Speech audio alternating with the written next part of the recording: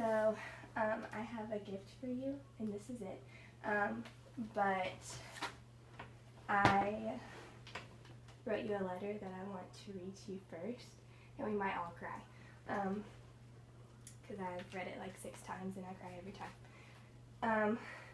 But you've seen me crocheting for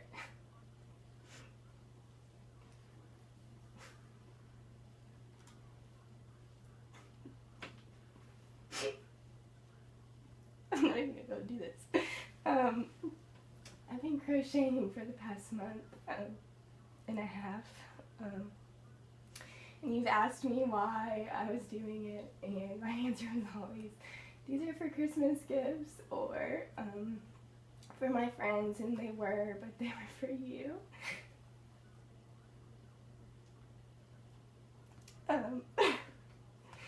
And like, now that I can finally tell you, I'm just crying. But I can't even read this. But the flood was really unexpected, and or at least on our part it was unexpected, but God knew it was going to happen before it even thought of happening. And I've just like found peace and rest in that the past couple of months, that our Father is a God that knows like what's going to happen before things are happening, and we're so thankful that He just knows, and He protects us and takes care of us, and He put people in our place to help us and love us and support us. And sure He is. And I just found like rest and comfort in the truth that He's like a God that knows, and He will protect us no matter what. So we had nothing to worry about whenever the flood started. But on my birthday, it was raining so much in Greenville, and I was really discouraged. And it was because on my birthday it was raining, and it was stormy, and I was thinking about myself when our house was flooding 3 hours away. I've always been selfish and thinking of myself over a lot of things, and I have been for a long time, and I probably always will be. But this whole thing has humbled me so much, and I know this flood sucked, but I'm nothing but thankful for it. Not only has it humbled me, but Mom, I think it's brought us closer. And I'm so thankful for that. I know I'm not a perfect child, but who is? And that I'm stubborn and selfish, but I'm human and I'm riddled with flaws and excuses, but you still love me. And that's such an example to me of what Christ is. Thank you for loving me and calling me out when I'm wrong, and for walking with me through this pursuit of the heart of Jesus. You're both incredible, and I tell everyone that all the time, but sometimes I fail to tell you so. You know, or at least I think you know, that it absolutely destroyed me that I couldn't be with you during this time.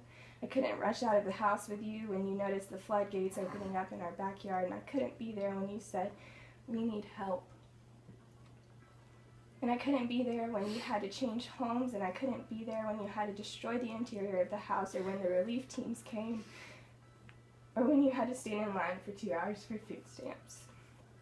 But I could pray for you, and I could share your story, and that's what I did.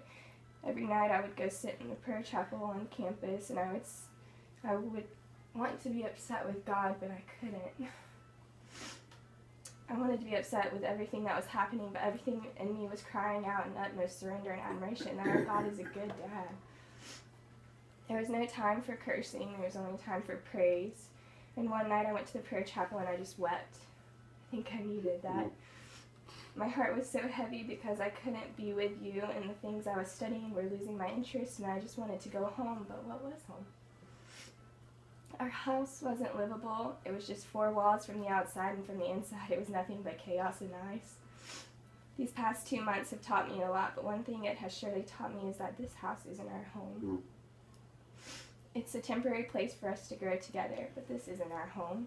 Our home is eternal, and it is not in those 4 walls that we lost 2 months ago. This all leads me to November 18th. and I was sitting in the back of Miss Angie's car, and we were on our way to church to hear Haley tell her testimony, and Randy was in the car as well, and I was just sitting in the back, and I was super quiet. Stop.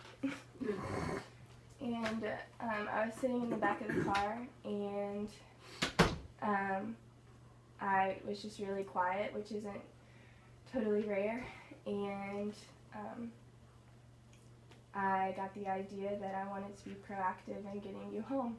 And so within the 10-minute drive, I had started this thing on my Instagram, and I had written something up, and I posted a picture of myself wearing a headband, and I didn't hesitate. I just posted it. I didn't expect a big response, but I expected something.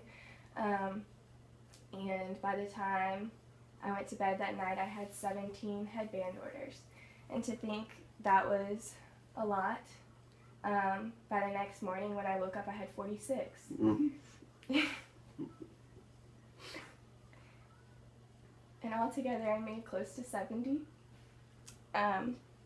But I begged everyone not to tell you, and I hope that they kept their word. But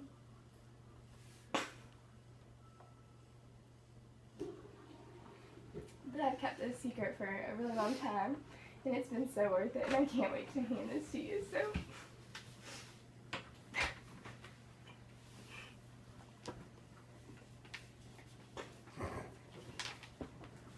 Merry Christmas.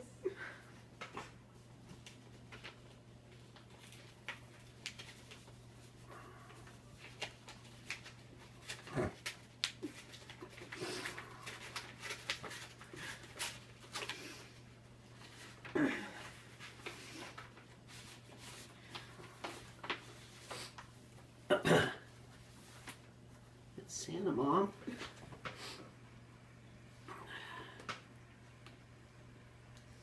It says, if Santa brings you all the things that ought to come to you, he'll have to fill your stocking twice and leave an eye of you. It was cute. Mom and Dad, through helping you guys get home, we were able to help others as well. So my effort to get you back home, I raised $1,077. But I cannot give it all to you today because when I hear about missions or other people in need, I can't sit on my money and pretend like I can't help. So of course a portion of your money went to those in need, but most of it is sitting in your hand. That total comes to $1,000. Thank you for letting me serve you this way.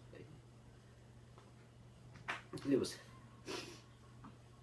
an absolute honor.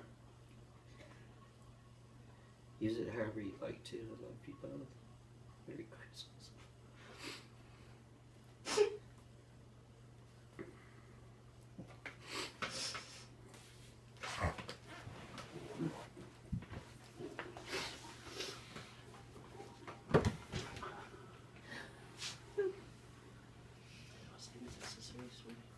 Thank you.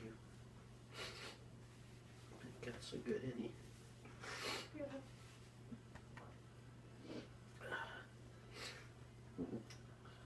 Special kid.